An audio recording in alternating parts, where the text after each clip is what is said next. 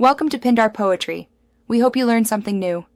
You start by confirming the frame is square and anchored so the net will hang correctly. This prevents sagging and safety issues. Next, lay the net flat near the goal and inspect every knot and attachment point for damage.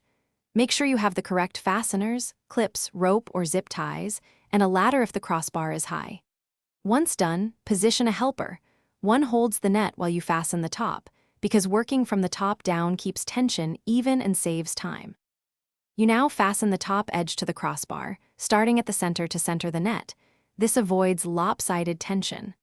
Once the top is clipped, move to the sides and work symmetrically. Attach a point on the left, then mirror on the right, so the net stays balanced. Use clips or tie rope every 12 to 18 inches for even support. If knots are used, double them for security. Make sure to pull gently as you go, because over-tightening can distort the frame and create stress points.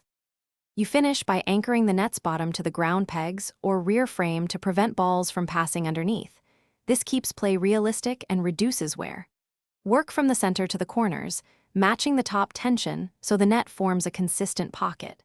Trim or tuck excess rope and zip ties for safety. If the net sags after installation, loosen adjacent fasteners and retention in small increments. If ties break, replace with heavier-duty clips to avoid repeated fixes. Thanks for watching. Consider subscribing if we helped you.